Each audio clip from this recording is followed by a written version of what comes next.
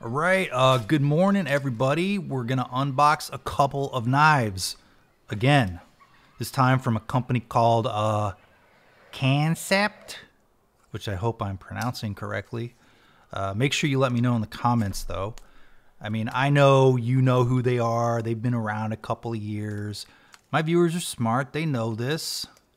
And they also know last time, or a recent time on that Kaiser video, I may have had a minor meltdown about all the damn packaging, but you know, I swear that I'm better now. It actually helps out a little bit because Kansept did not put any Kansept did not put any stickers in the box. And my brain is thankful for that. I have too many stickers. I threw a lot of stickers away, but I still kept some. I don't know why I kept some. So I can have a sticker drawer, an adult sticker drawer, but like not with like boobs on them, but like just like stickers for adults. You do have some extensive documentation here. You got a knife pouch you can add to your knife pouch drawer. Also a fine microfiber cloth. This one feels very silky, you know, which, you know, I wonder what it would cost to get a pair of underwear in these. Now first here though is the stunning Morgan Cohen's design Hinterland. There were several trims available and this is the one that I picked. I do occasionally like the squiggles, but I kind of draw the line at the extensive squiggling. A lot of customs you see on the feeds with the expensive, like they're just too busy. There's too much going on. Like my brain wants to melt down. And I honestly don't really care for Damascus style blades. I know you probably haven't seen a lot of those on this channel. I don't know if I've articulated this enough, but they don't really do anything for me, so now you know. Some of my viewers probably like Damascus blades as a way to show off their wealth and their taste. You know, maybe you cut your friend's steak at a nice dinner party with your cool pocket knife. Like, we get it. We know you're into nice things with your little automatic wristwatch and your cologne. Now, the Hinterland here is one hefty big boy with the blade made from...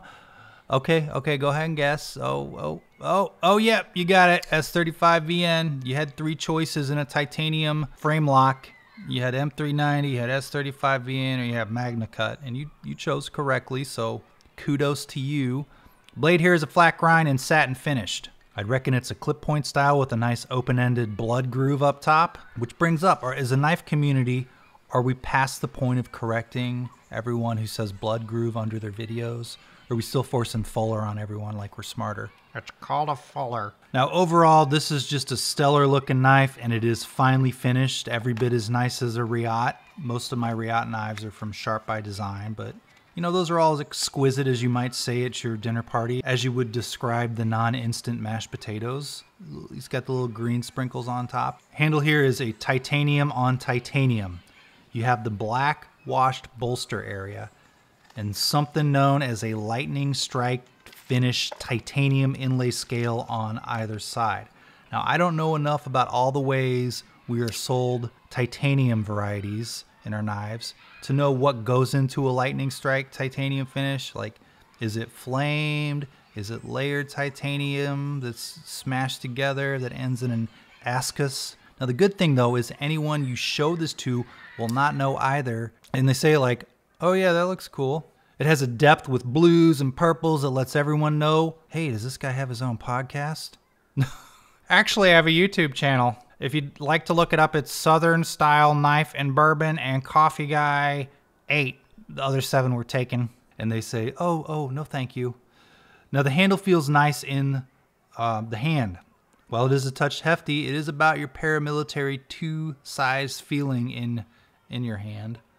The lockup is via a frame lock and the squiggly scale covers the unsightly frame bar cutouts. Can you imagine what an all squiggle frame lock knife would cost? And I'm asking because I don't own one. Now the action here is not quite drop shut, but it is very smooth. It has a single thumb stud that looks like it can be swapped out, but it turns out it cannot. I took it apart and there's a little groove where the triangle thumb stud is recessed into, and that groove is not on the other side, so you cannot swap it out. Sure, you can put it in your left pocket, but since it is not a swappable pocket clip, or the thumb stud isn't, it is friendlier for right-handed deployment. If holding in the left hand the thumb stud doesn't work well, because you'd have to flick it off with your fingernail and it's going to slide right off, And then the B groove isn't deep enough for left or right-handed deployment, so you can't use the groove for the deployment. Now, of course, if you're an old-fashioned pinch and pull guy or just want to use the right-handed thumb stud only deployment, none of this matters. Now, pocket clip here is not swappable, but extremely squiggly with hidden hardware, which is what you would say if you don't see a screw for the pocket clip. If it's the first time you've ever heard hidden hardware, well, you're welcome. Now, to access it, you'd have to disassemble the knife as it's accessible from the inside of one of the bolster liners, which looks like one piece on either side. Now, I don't think the pocket clip is a pocket chewer, but it has a steep rise, so it stays in the pocket pretty well, and it's fairly thin, so there's flexibility there. All in all, it is in fact a pocket clip, and I don't think much about pocket clips generally. There's a class of knife bros out there where the pocket clip is scrutinized closely as make or break, and I don't really understand those guys. Size comparisons. Paramilitary 2, the standard normal fancy pocket knife to me. These used to start at about 120 bucks, and now you can't find them for under 200 unless there's some sort of big sale or MAP holiday at your favorite knife retailers. That's unfortunate though, because nothing's changed other than the variations of the steel. Sometimes you get a new handle material. The S30V is gone, but only because knife guys would complain at $200 for S30V. They aren't stupid. They'd only pay that much for Magna Cutter S45VN, which is very smart. Let's look at the 941. It's another popular classic. Benchmade, of course, is laughing because the 941 was over 200 bucks years ago. You can still get the 940 for, an aluminum for less than that. But, as you know, Benchmade and Spyderco have both gotten overpriced. The only thing that tricks people about Spyderco is they have always had cheap overseas models. Now, those cheap overseas models have also increased significantly. The USA-made knives in these companies both kept up with one another. But Benchmade gets all the hate because knife guys are smart, and it's like, oh, they cut up the guns at one time, and it makes people hate Benchmade more. And they got those $500, $600 productions and the gold classes, but Spyderco has $500 productions too, and those are made overseas, so why aren't people mad about that? My brain can't take the logic of the knife guy anymore. It doesn't make a lot of sense sometimes. You know what? How about the Sebenza 21? I paid $455 for this, which that makes me very smart.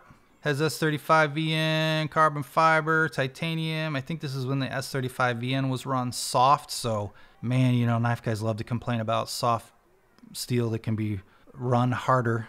All right, next black box. We have another pouch here. Surprise. Can we call this the Kansept pouch? Sorry, the Kansept pouch. This one is a bit smaller than the other. I guess this knife is for people who like the Para 3 size or smaller ones. Maybe you drive a hybrid, whereas the Cohen's is like ripped jeans posing in front of your Raptor for your senior pick. It's really your dad's Raptor, but no one knows. You're going to take over the family contracting business one day, so you got to look cool. But here, with this one, you're an art major. You need something nice to sharpen your pencils, open your Dick Blick shipments. Why, yes, I did waste a year in art school. Kansas City Art Institute, if anybody wants to know. I'm going to be honest at this point. I have no idea what I'm talking about. Now here, this knife is called the Cassowary. I think I had to look up the pronunciation, and I've forgotten it already. I hope I said it right. Cassowary is a flightless bird. And I guarantee if I didn't tell you it was a flightless bird, I would have gotten the explainer in the comments of someone who just also Googled it today. Yes, we can all Google, okay? Does anyone care though? That's the point. Do I look like a birder to you? Okay, I know like 6 dog breeds, 2 snakes, 3 fish, and then everything are cats. Including that little striped cat that gets into trash cans at night. Those fuckers are mean. Now this knife is significantly smaller than the Hinterland, which reminds me, shit, I forgot to Google Hinterland. What is that? Is it an animal? Is it a place? Is it like is it a settlement in Skyrim? I don't know. Sounds like a settlement in Skyrim. This knife here is in a titanium flipper, and the only way to deploy is with the inoffensive jimping-free flipper tab. We're looking more at a Para 3 size knife here, which, I guess I was kind of overselling how small it was, because like Para 3 is like, it's not a tiny knife, right? This isn't tiny, it's just smaller than the Hinterland. This one here has its own form of squiggles in the form of, is it fat carbon or whatever the brand name is of colorful carbon fiber weaves. It's shiny, has a nice depth to the, when you move it in the light. So these here are both my first Kansept knives. And again, they're Rayok quality, which is, of course, the meme reference knife for high-end titanium knives. Kansept, of course, is based out of China. I only say that because I said Best Tech last time, and there was the China question mark in the comments. And if you don't know at this point what company makes their knife where, like, I don't know what to tell you. So I feel like it's not a question. It's more like a, gotcha. Not sure who you got, but good for you. And we're looking at another S35 VN blade here with what can be described as is this a blood spike, a blood tear, a blood stake? I know it's not a fuller. It can't be a fuller. You know what a fuller means to me. It's someone who needs to go easy on the Pepsi. We have some other fine details here, including the lanyard sleeve. So I guess if you tie your lanyard knots looser, there's no way this can touch the blade like it would in the Hinterland. But if you can't tie a tight lanyard, what good are you? Pivots here, nice. Not sure what this technique is called. I'd say jeweling, but it could be a stippling. I don't know. Little holes done in a geometric pattern. But let everyone know in the comments if you know what this is called. Action on this one is nice, about as smooth as a Hinterland. Not drop shut, but smooth. There's a detent that kind of catches when you're closing it. I don't want to say lock stick, but it's like, is it detent? It's not quite there on the Hinterland. It's a little more pronounced here. It is a very minor nitpick, as this is also a fine pocket knife, but smaller in the hands. I'm more of a Hinterland size knife guy for modern locking knives, but that depends on my mood, I guess. I don't really have a particular style of knife I love. I like all of them. Slip joints, switchblades, titanium boutique, paramilitaries, just everything. But I do know ugly knives when I see them.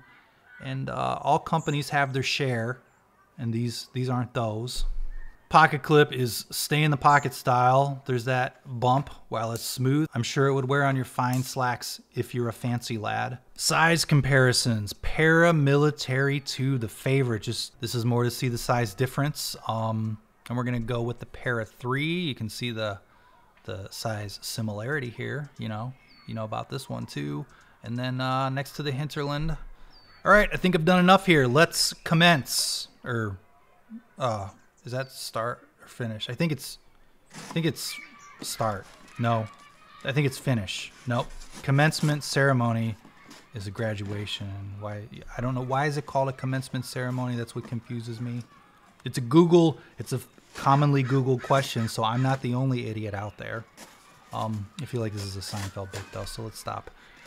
Thanks to Kansept for letting me take a look, they didn't force me to. I do pocket knife videos under my own free will, I will have you know. No one's forcing me to do these, dudes. Say hi to the patrons. Thanks guys for sticking with me. I know sometimes I suck and other times I suck a little more. You can be a patron too, or you don't have to. I can't make that decision for you.